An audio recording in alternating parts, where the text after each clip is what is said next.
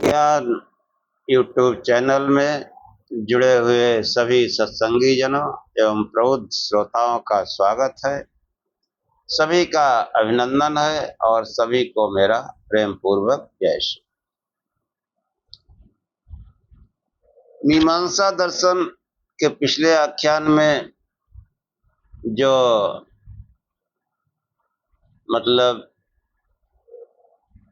विधि वाक्य या मंत्र, उनको पहले निरर्थक के बारे में बताया गया और फिर सार्थक के बारे में पिछले आख्यान में बताया गया।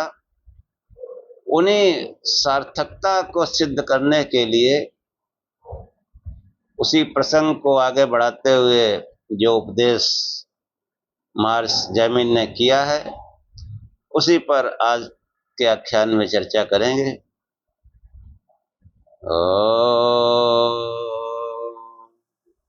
असतो मा सद्गमय तमसो मा ज्योतिर्गमय मृत्योर्मामृतम गमय। हे परम गुरु परमात्मा, हमें असत्य से सत्य की ओर ले चलो, अंधकार से प्रकाश की ओर ले चलो तथा मृत्यु से अमरता की ओर ले चलो।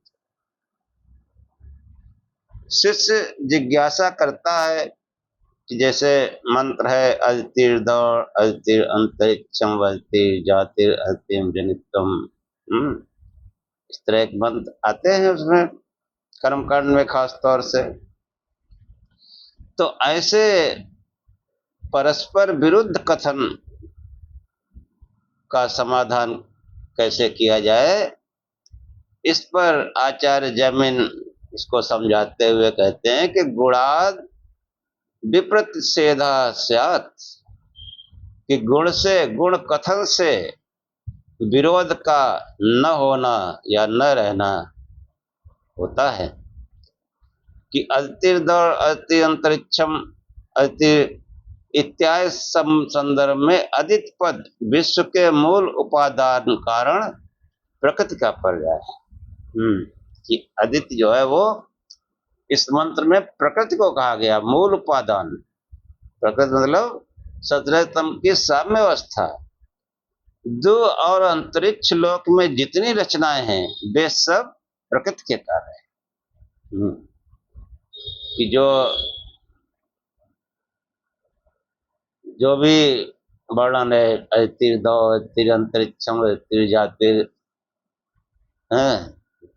अदितिर जनितम, तो ये जो है ये सभी उस प्रकृति के कार्य हैं और प्रकृति को ही यहाँ पर अदिति कहा गया। उक्त संदर्भ में अदिति को द्यु और अंतरिक्ष कहा है, क्योंकि अदिति कारण जो है वो अदिति कारण है और द्यु और अंतरिक्ष ये कार्य हैं, उस प्रकृति से एक कार्य हैं, से बने हैं।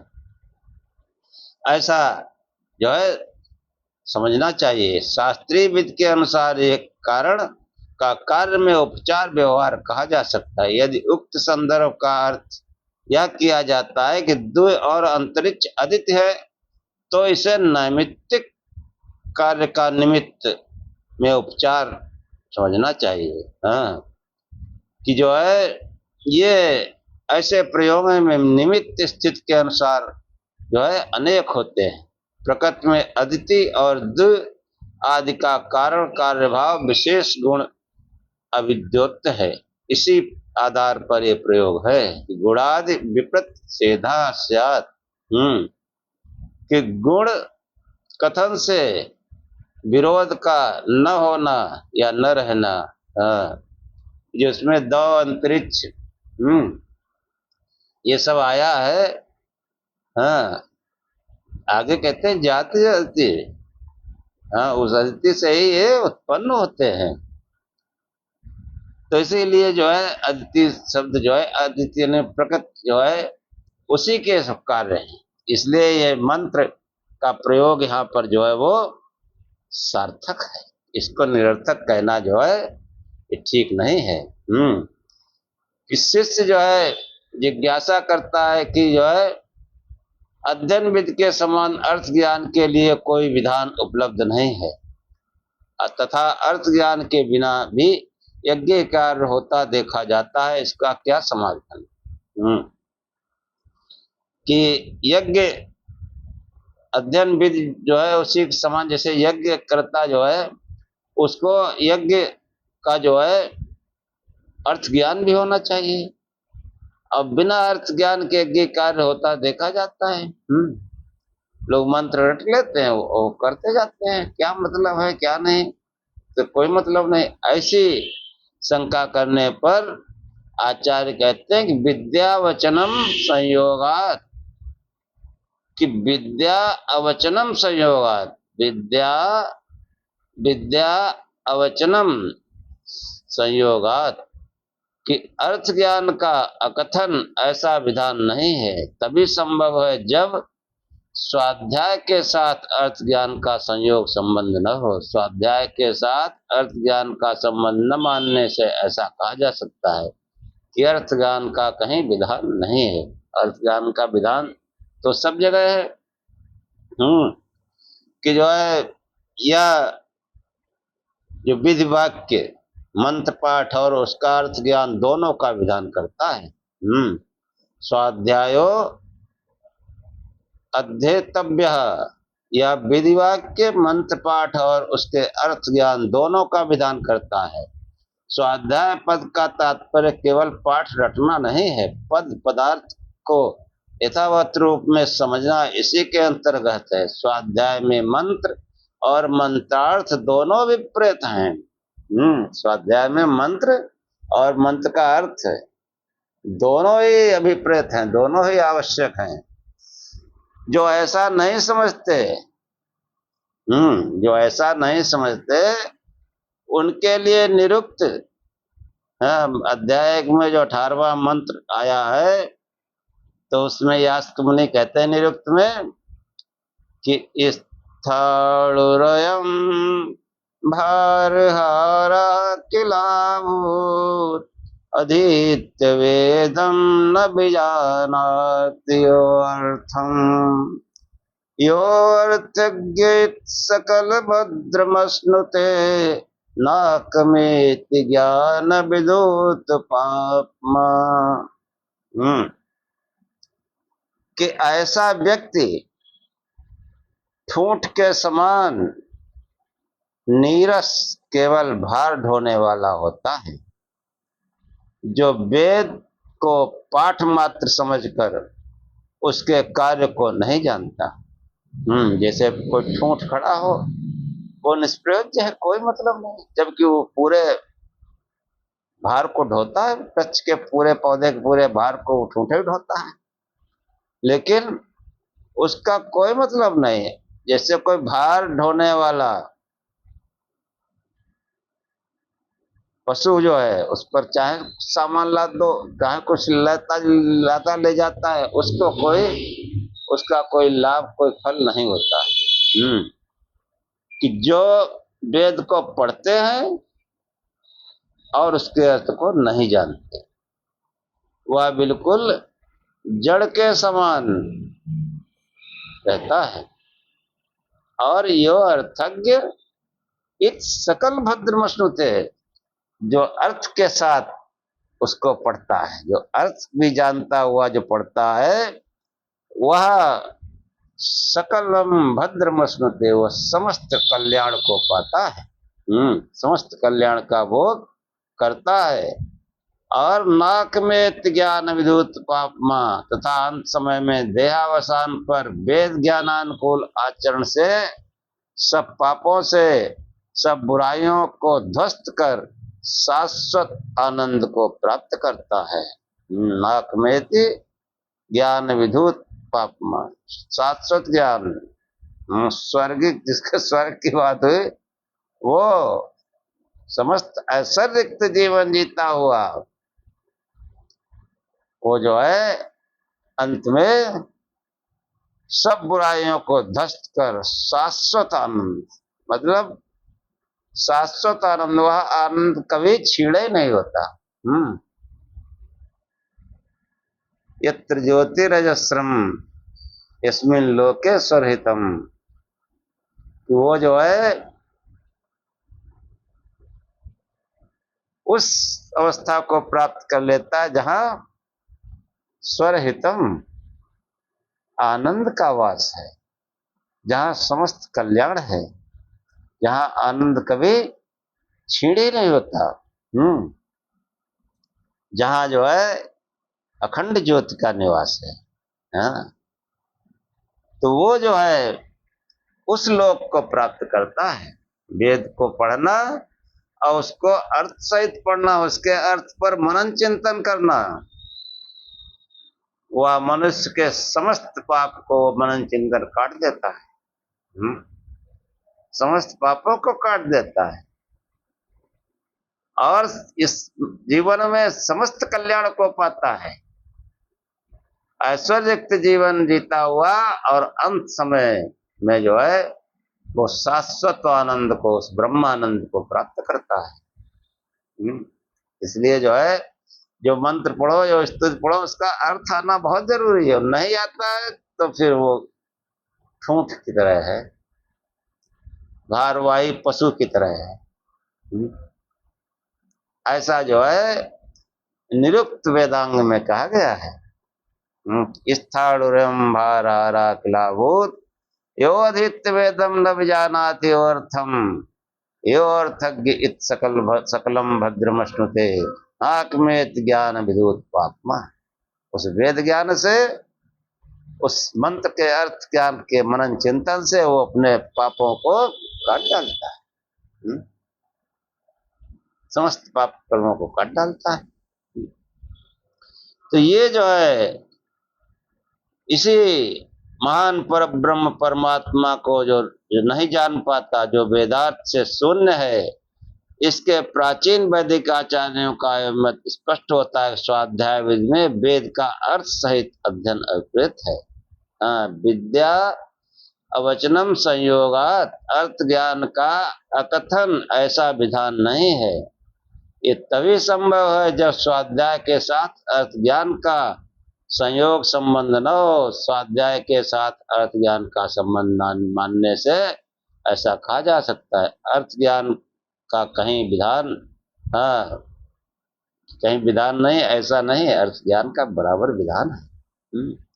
इसलिए जो है श्रवण करो या पढ़ो, अध्ययन करो, फिर उसका उस पर मनन चिंतन करो। तभी वो जो है लाभकारी होगा और फिर बहुत बड़ा लाभकारी होगा, बहुत बड़ा। वरना जो है पढ़ लो थोड़ा सा, हो सकता है कुछ, लेकिन वो ना के बराबर। कि इन वचनों को जो है अर्थ सहित, इनको जो है पढ़ना चाहिए। मंत्रों को अर्थ सहित पढ़ना चाहिए। कि जो है यदि पाठ याद करते समय आवाहनन यानी धान कूटने में विनियुक्त मंत्र को उच्च स्वर में बोला हुआ कंठ कर रहा है, तथा उस समय पूर्णिका यानी जो धान कूट रही है इसमें मंत्रार्थ का कोई उपयोग न होने से धान कूटने के प्रति मंत्र को निरर्थक बताना भी युक्त नहीं है। क्योंकि माणवक द्वारा मंत्रोच्चारण का प्रयोजन अवहनन क्रिया का बोध कराना नहीं है, उसका प्रयोजन केवल मंत्र का कंठस्थ करना है। अतः तात्कालिक क्रिया के साथ उसका कोई संबंध होने से मंत्रों को जो है निरर्थक बताना ठीक नहीं, असंगत है। मंत्रों को वो सार्थक है, निरर्थक नहीं है, चाहे जो कुछ करो। शिष्य जिज्ञासा करता है कि जिन मंत्रों का अर्थ संभव नहीं है, शरणदेव जरभरी तुरफरी तू इत्यादि, इसका क्या समाधान, इनका अर्थ संभव नहीं। तो महर्षि जैमिन कहते हैं कि सतः परम अविज्ञानम, कि होते हुए अन्य कारणों से जो अर्थ का न होना कहा गया है वह जानने अर्थ ग्रहण करने की अयोग्यता के कारण समझना चाहिए। हम नहीं उसके अर्थ को निकाल पा रहे, इसका मतलब वो उसका अर्थ नहीं है संभव नहीं है। ये हमारी अयोग्यता है कि हम उस मंत्र को समझ नहीं पा रहे हैं, उल्टा सीधा समझते हैं। अगर समझने का प्रयास करेंगे, मनन चिंतन करेंगे तो अवश्य समझ में आएगा। कि सतः परम अविज्ञानम, यानी सतः नहीं होते हुए, परम मतलब अन्य कारण से जो अर्थ का न होना कहा है, वह अविज्ञानम जानने अर्थ ग्रहण करने की अयोग्यता के कारण समझना चाहिए। कोई मंत्र है, उसका अर्थ ग्रहण करने की योग्यता अयोग्यता है, योग्यता नहीं है, तो इसका मतलब वो जो है उसका अर्थ असंभव नहीं है। हाँ, कि अनेक बार साधारण मंत्रों के अर्थ भी हम हृदयंगम नहीं कर पाते। इसके कारण अन्यमनस्कता, आलस्य, प्रमाद आदि विभिन्न रूप संभव हैं। जिन पदों के व्याकरण, निरुक्त आदि प्रक्रिया सुलभ निर्वचन एवं प्रकृति प्रलय आदि का अनायास पता नहीं लगता, उनको प्रौढ़िवाद से अनर्थक कह दिया जाता है। वेद के पद को अनर्थक कहना एकमात्र दुस्साहस है, दुस्साहस मात्र है। प्रत्येक पद का कुछ न कुछ प्रयोजन रहता है। हाँ, उदाहत प्रस्तुत मंत्र में सब पद सार्थक हैं। यह ऋग्वेद के दशम मंडल का 106वां सूक्त मंत्र है। इस सूक्त का देवता अश्विनो है तथा ऋषि का नाम भूतांश है। जो एक उदाहरण दिया कि सूर्य जरभरी तुरफरीत, हाँ, कि जो है अश्विन दो जोड़े ऐसे देवता जो कभी एक दूसरे से अलग नहीं होते, यदि अलग होते हैं तो उनका अस्तित्व ही नहीं रहता। वेद में देवताओं के जोड़े और भी हैं, मित्रावरुणो, अग्निशोमो आदि देवता हैं, इनके जोड़े में इनका प्रयोग होता है। मित्र वरुण सन्नो मित्रा संवरुणा,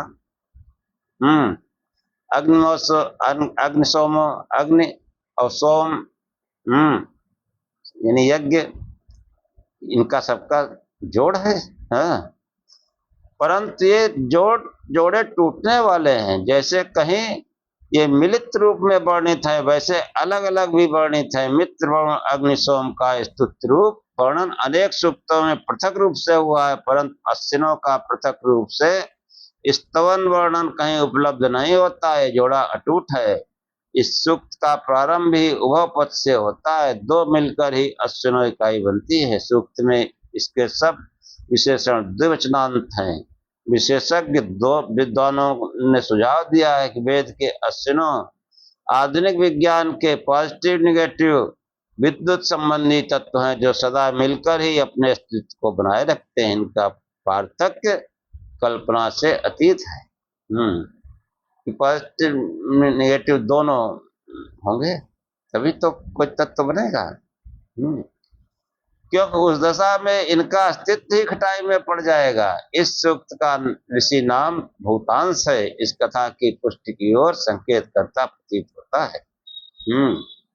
अब ये जो मंत्र कहा था कि सुनलेव जरभरी तुरफरी तू, ये जो मंत्र आया ये ऋग्वेद में है। ये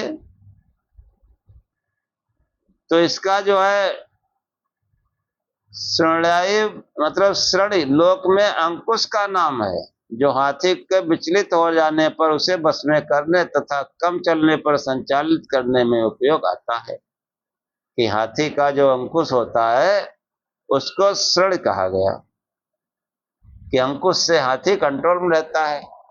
उसको जब धीमे चल रहा हो तो उसको तेज भी कहा जा सकता है, अंकुश के इशारे से, अंकुश के प्रहार से तेज भागने लगता है।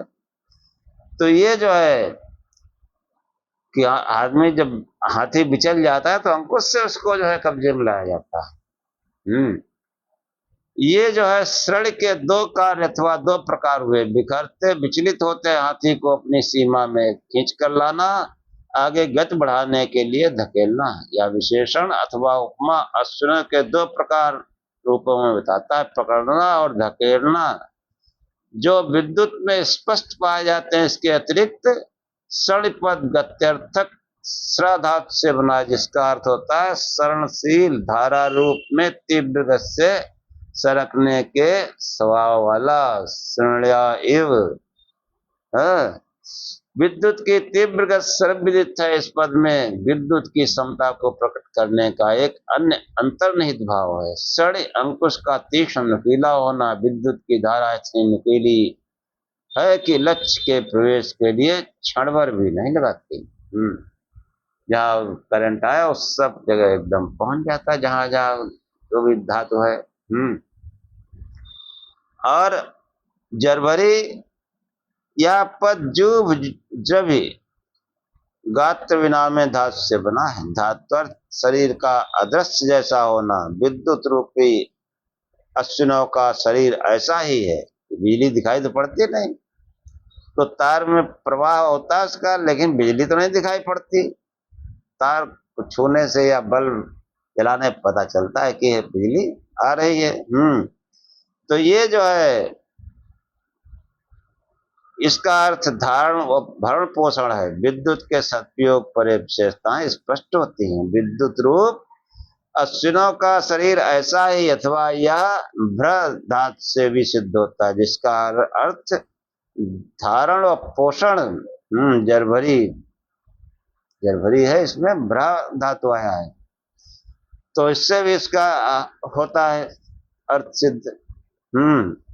और नैतोषायव तुरफरी तो मतलब हिंसार्थक तरफ आदि धातु से पद निष्पन्न होता है। विद्युत रूप अश्विनो मतलब हिंसक भी हो जाते हैं, करंट मार देते हैं, बिजली मार डालते हैं, वस्तु को भस्म कर डालते हैं। यह तभी होता है जब इनके उपयोग अथवा स्थिति में किसी प्रकार की न्यूनता हो। उपयोग करना नहीं जानते तो खतरा भी है।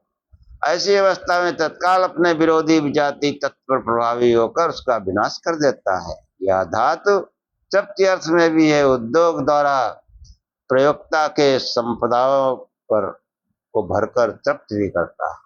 बिजली का उपयोग कितना बड़ा है, बड़े बड़े कार्य जो है पूर्ण कर देता है, कर देती बिजली।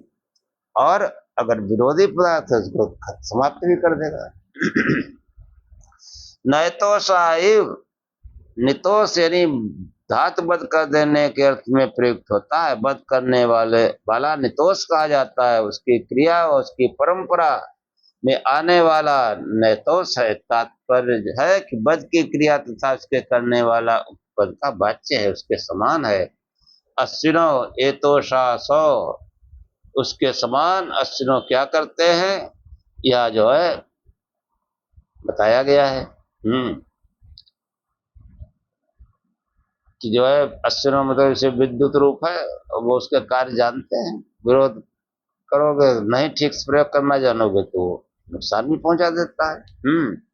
तो ये जो है ये बताया गया कि सता परम अविज्ञानम, कि अगर हम अर्थ नहीं जानते हैं तो वो अयोग्यता के कारण ऐसा समझता है। उदाहरण दिया बिजली का कि बिजली का प्रयोग करना नहीं जानते हैं, तो इसका मतलब बिजली निरर्थक थोड़ा ही है। हम प्रयोग करना नहीं जानते इसलिए नुकसान उठा जाते हैं, और प्रयोग करना जानते हैं तो वो हमको बहुत उपयोगी होता है, बहुत उससे काम चलते हैं। तो ये जो है यहाँ पर बताने का इसमें प्रयत्न किया गया है। अब जो है ये वेद में अनित्य पदार्थों के वर्णन का समाधान क्या है। वेद में तमाम अनित्य पदार्थों का भी जो है वर्णन किया गया, उनका समाधान पूछने पर आचार्य जैमिन कहते हैं कि उक्तश्चा अनित्य संयोग है। कह दिया गया पूर्व में ही अनित्य पदार्थों के साथ संयोग रूप दोष का समाधान। कि जो है अध्याय के प्रारंभ पहले अध्याय में ही कहा गया कि जो अध्याय शुरू हुआ तो उसमें पहले ही बताया गया कि वेद कैसे अपौर से कि वेद को परम तु श्रुत सामान्य मात्रम, ये सूत्र आया है पहले पाद में, पहले पाद में ही 31 नंबर का सूत्र जो है पहले बताए, परम तु श्रुत सामान्य मात्रम, सूत्र द्वारा वेदांत के विषय में इस आक्षेप का समाधान कर दिया गया है। वेद मंत्रों में अनित्य पदार्थों का संबंध अथवा उनका वर्णन है। जैसे प्रावाहणी आदि पद व्यक्ति विशेष के वाचक नहीं है, ऐसे ही कीटक, प्रमगंध, नैशाख आदि पद किसी देश विशेष अथवा व्यक्ति विशेष के वाचक नहीं है। प्रथम पद साधारण रूप में उन अनार्य व्यक्तियों का बोधक है, अनार्य व्यक्तियों का बोधक है जो वैदिक यज्ञ याग आदि धार्मिक कार्यों में आस्था नहीं रखते। हाँ, खाओ पियो और मस्त रहो, इस सिद्धांत को मानने वाले हैं कृपण है, अन्न की भलाई के में पाई खर्च करना नहीं जानते। ये जो है उनके भी वाचक है। तो ये ऐसे लोग अधिक से जिस प्रदेश में रहते हैं वह भी कीटक कहा जा सकता है, परंतु ऋचा में अर्थ न होकर पूर्वक सामान्य व्यक्तियों के लिए प्रयुक्त है। ये सामान्य व्यक्ति हैं, कोई धर्म कर्म नहीं करते, उनके लिए ये जो है प्रयोग हुआ है। तो जैसे मगध पर पद कुसीदी सूदखोर व्यक्ति का बोधक, मगध मतलब सूदखोर, मेरे पास दुगना तिगुना होकर ये धन वापस आएगा, इस भावना से धन देने वाला व्यक्ति मगध कहा जाता है। नैचा शाखा पद भी नीच कुलों में उत्पन्न होने वाले धर्माचरण से विमुख कुत्सित प्रवृत्तियों में डूबे व्यक्ति के संबंध में प्रयुक्त हुआ है। इन पदों के आधार पर मंत्रों के अनित्य पदार्थों के संयोग को बताना निराधार है। यह सामान्य कथन किसी स्थान विशेष या व्यक्ति विशेष आदि का निर्देश नहीं है।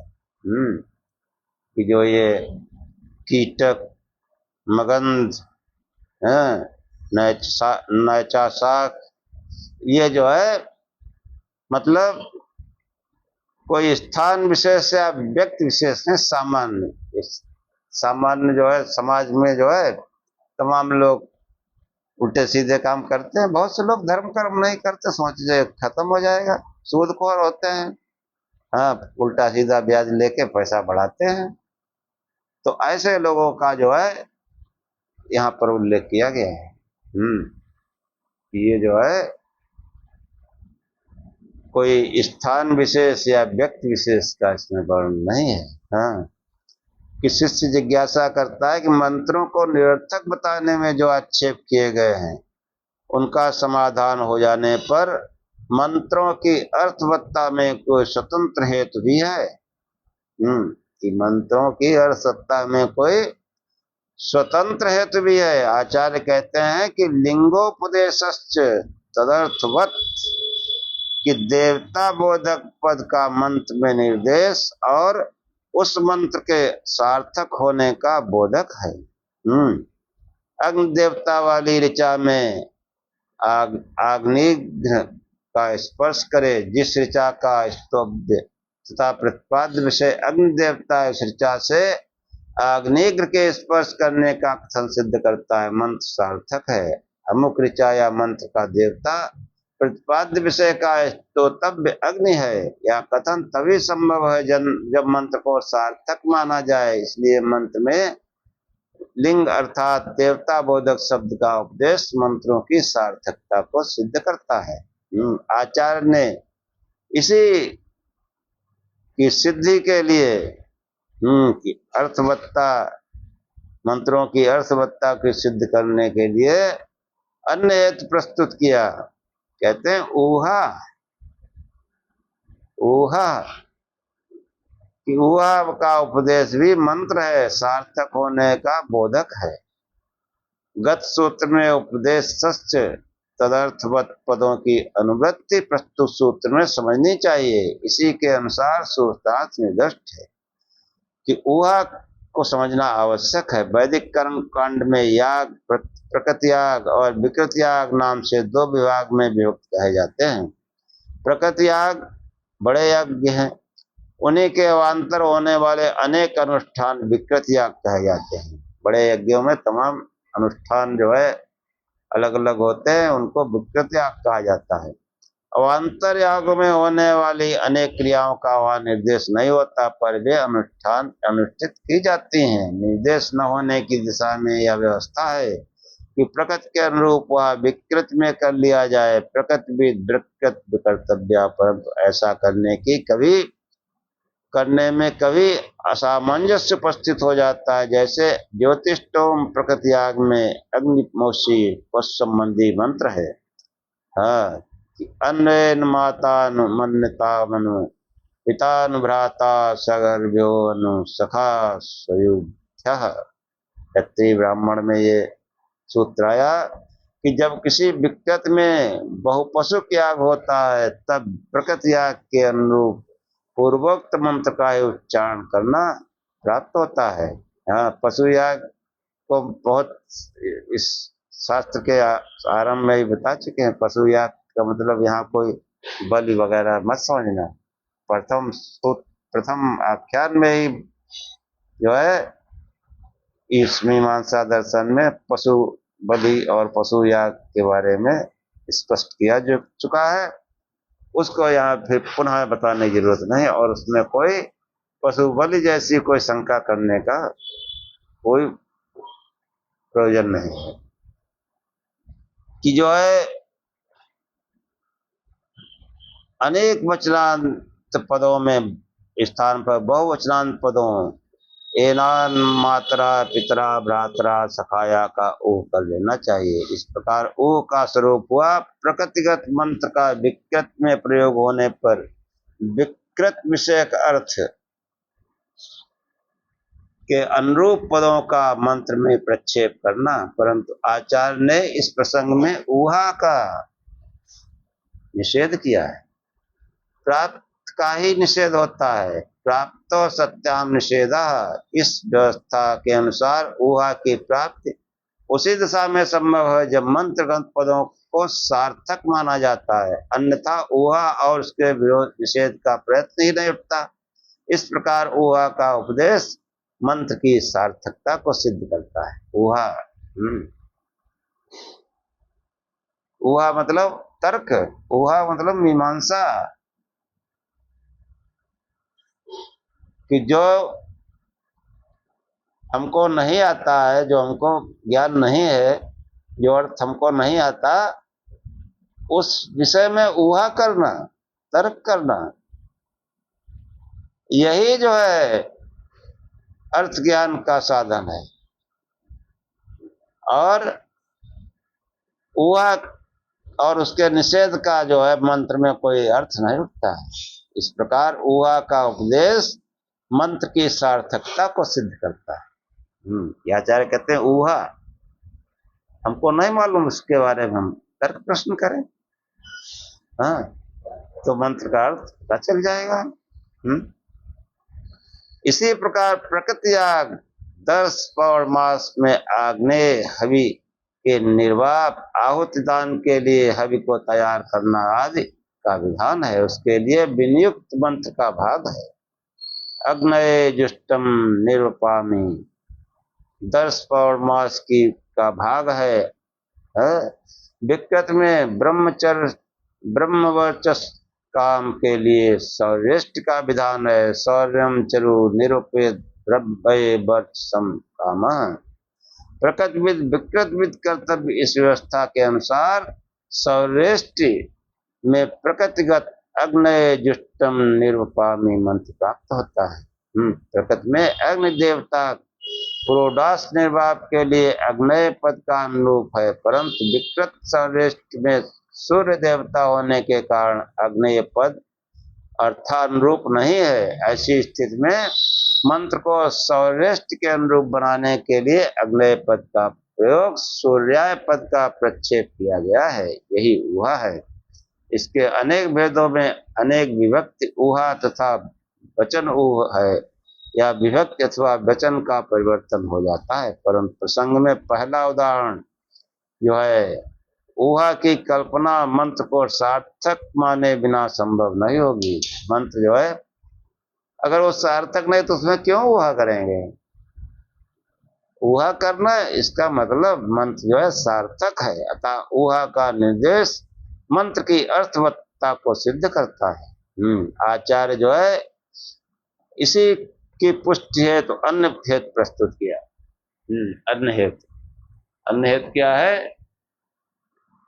कि विधि शब्दाश्च, विधि शब्द भी मंत्रों की सार्थकता के साधक हैं। किसी अर्थ तत्व का विधान करने वाले शब्द प्रायः मंत्रों के व्याख्यानुभूत होते हैं अथवा उसी अर्थ का अनुवाद करते हैं जो मंत्रों द्वारा विवचित व उत्पादित होता है।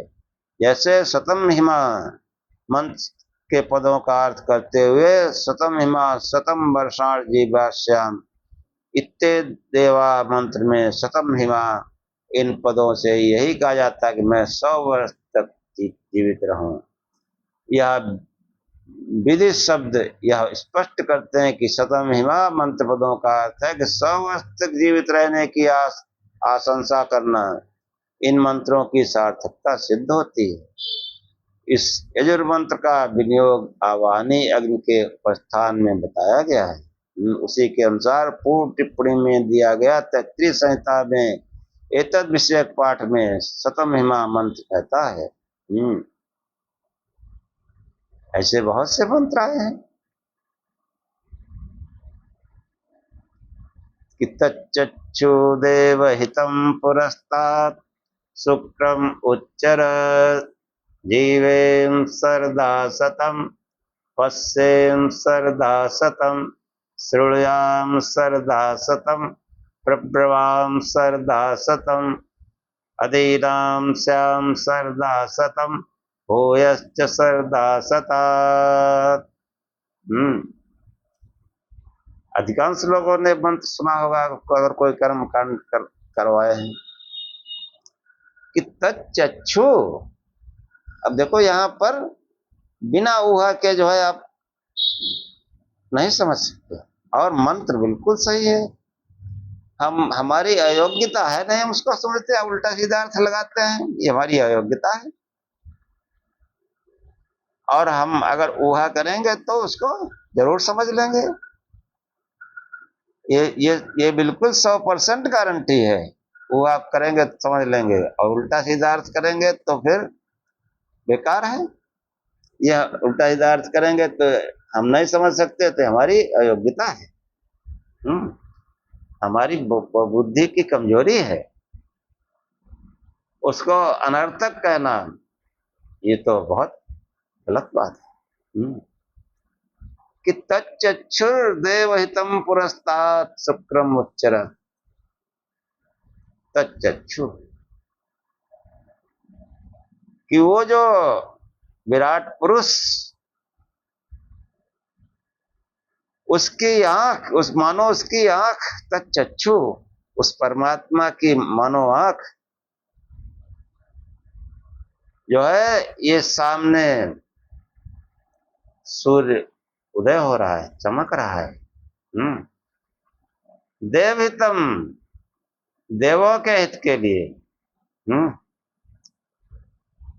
तच्चक्षुर्देवहितं पुरस्तात् शुक्रम उच्चरत्। शुक्रम दैदीप्यमान रूप से उदित हो रहा है कि जो है पश्येम सरदा सतम, हम 100 वर्ष तक इस सूरज को उगते हुए चमकते हुए देखें। अब देखो क्या संकेत है, सूर्य को उदय होते हुए कैसे देखेंगे? यानी सूर्योदय से पहले जब जगेंगे तभी देख पाएंगे। और जो सूर्योदय पहले जगते हैं वे दिव्य स्वभाव वाले होते हैं, इसीलिए देवहितम, उन दिव्य स्वभाव वाले लोगों के हित के लिए ये सूर्य मानो उस विधाता की आंख ये सामने जो है चमक रही, शुक्रम दैदीप्यमान हो रही। देवहितों, हाँ देवहितों जो 8 बजे तक सोए रहते हैं, उनका थोड़ा, उनको तो और ये उनका तेज खींच लेता है। हम्म। अब सोचो उस विराट पुरुष की कल्पना करो, उस परमात्मा की, उस परमात्मा की आंख से सूरज बना। हम्म। कि उस, जैसे हमारे शरीर में, शरीर के अनुपात में आंख कितनी बड़ी है, ऐसे उस परमात्मा को अगर हम शरीर रूप में समझना चाहें तो सूरज उसकी आंख है। वैज्ञानिकों ने सूरज का आकार बता दिया है, कितना है सूरज का आकार। इस पृथ्वी से 13-14 हजार गुना बड़ा है सूरज। ये उस विराट पुरुष की आंख है। हाँ, आंख है, ये कल्पना हम कर सकते हैं। वास्तविकता क्या कि उसके आंख से सूरज बना है, उसकी आंख इससे कई गुना बड़ी है। हाँ, ऐसा विराट पुरुष है। उस विराट पुरुष की चक्षु ये देवों के हित के लिए सामने सुविता देव मानो दैदीप्यमान हो रहा है। उस वास्तविक सविता देव जिसने सूरज को बनाया है अपनी आंखों से, उसकी कृपा से मैं जो है 100 वर्ष तक देखता रहूं। 100 वर्ष तक जीवित रहूं। पश्येम सरदा शतम जीवेम सरदा शतम। 100 वर्ष तक जीवूं। श्रुयाम सरदा शतम। 100 वर्ष तक देखता रहूं, सुनता रहूं। प्रब्रवाम सरदा शतम। 100 वर्ष तक। हाँ, लोगों की जो है सुनाई कम पड़ने लगता है, बाड़ी सच खड़ाने लगती है। हाँ, तो उसने प्रार्थना की गई कि उस विराट पुरुष से कि मैं 100 वर्ष तक देखूं, 100 वर्ष तक जिंदा रहूं, 100 वर्ष तक सुनता रहूं, 100 वर्ष तक बोलता रहूं, और अधीनाम श्याम सरदा सतम। 100 वर्ष होकर अधीन होकर के जी। हाँ, हमको जो है बेबस लाचार न होना पड़े किसी के आगे।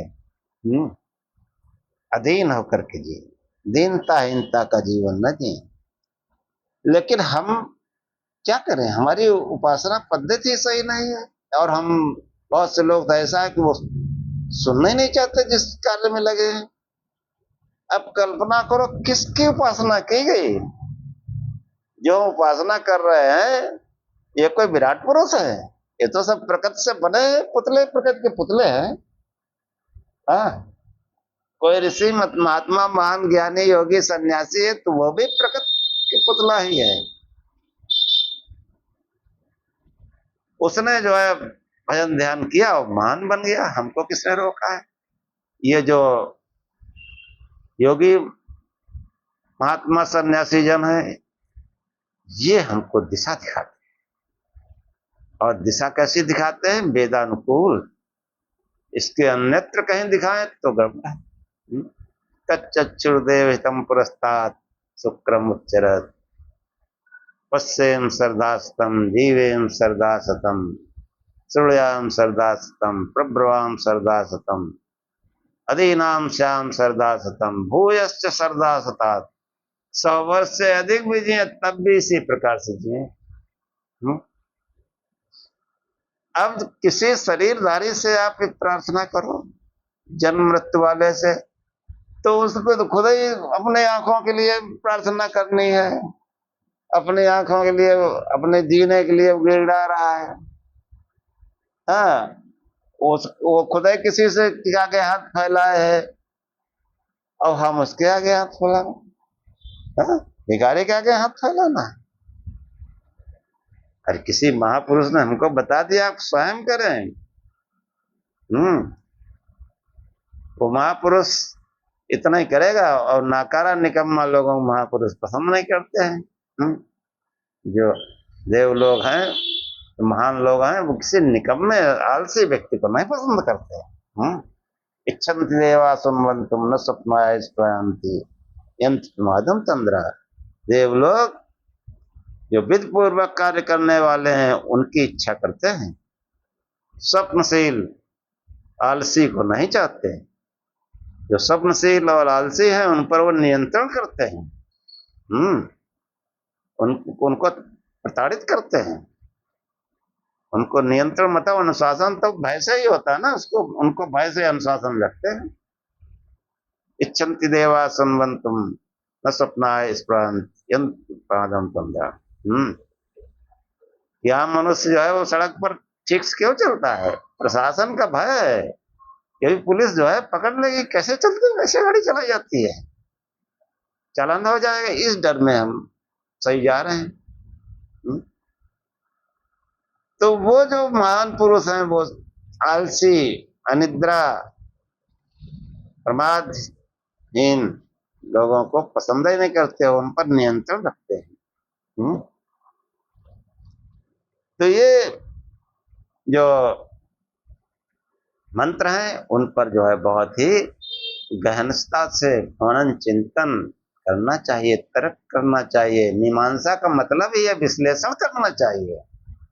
और उस विश्लेषण से जो है जो मंत्र आया था निरुक्त का कि यो अर्थज्ञ इत सकल भद्रमस्मृते, जो वेदों को पढ़ता है, उसके अर्थों को जानता है, समझने का प्रयत्न करता है, उस पर मनन चिंतन करता है, वो समस्त कल्याणों को पाता है। और नहीं तो ठूठ या भारवाही पशु की तरह जीवन जीता है। और अगर अर्थ को भी समझता है, अर्थ को समझने का, हाँ वेदों की महिमा है, वेदों को आप पढ़ें, उसके अर्थ को समझने का प्रयत्न करें, उसकी मीमांसा करें, उसका विश्लेषण करें, एनालिसिस, तो उससे जो है समस्त कल्याणों की प्राप्ति होगी। ये वेद की ईश्वरी वाणी है, वेद की वादा है। तो ऐसा जरूर होगा। और समस्त कल्याणों को पाता है। नाक में थी मतलब समस्त स्वर्गिक आनंदों को पाता हुआ उस वेद ज्ञान से अपने समस्त पापों को काट डालता है। स्थाणुरयं भारहारा किलाभूत यो आदित्य वेदम न विजानाति यो अर्थम यो अर्थज्ञ इत सकल भद्रमस्मृते नाक में ज्ञान विदुत पात्मा। ये निरुक्त में जो है आचार्य यास्क उन्होंने ये उपदेश किया है। और इसी के साथ आज का आख्यान समाप्त करते हैं। इसलिए जो भी पढ़ो, चाहे स्तुति हो, कुछ भी हो, उसका अर्थ जरूर समझो। ये सब सार्थक है, निरर्थक नहीं। अगर निरर्थक है तो फिर बेकार है।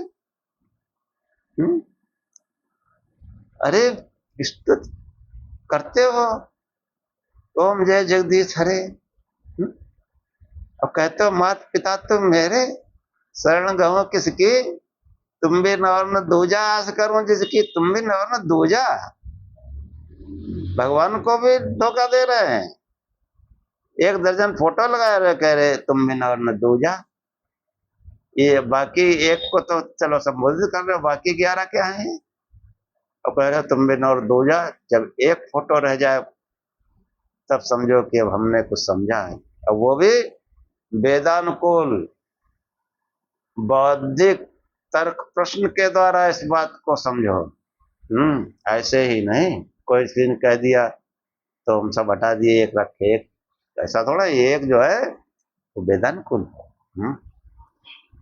आपकी बुद्धि स्वीकार करे, हाँ यही सत्य है, यही शिव है। हाँ शिव ही सत्य है, तो ऐसी तुम्हारी बुद्धि स्वीकार करे। और ये पौराणिक ज्ञान जो ठसा पड़ा उससे होना नहीं। इसलिए सत्संग की बहुत आवश्यकता है। बौद्धिक तर्क वाला सत्संग। इसलिए खूब शिव शिव जपो, प्रकाश स्वरूप से ध्यान करो, और भगवान शंकर की फोटो लगा लो। बस इतना ही करना है। जितनी स्पीड में करोगे उतनी जल्दी आगे बढ़ोगे। ओम सहना भवतु सहनौ भुनक्तु सह वीर्यं करवावहै तेजस्विनावधीतमस्तु मां विद्विषावहे। ओम शांति शांति शांति। हे परमात्मा, हम दोनों की साथ साथ रक्षा करें, साथ साथ पालना करें, हम दोनों साथ साथ बल को बढ़ावें, पराक्रम करें, हमारा पढ़ा पढ़ाया एक साथ तेजस्ता को प्राप्त करें, हम आपस में द्वेष न करें। हे परमात्मा, हम दोनों को त्रिविध शांति प्राप्त हो, हमारे जीवन में कभी भी कोई दैहिक दैविक भौतिक कोई कष्ट न आए। ओम शांति शांति शांति। जय श्री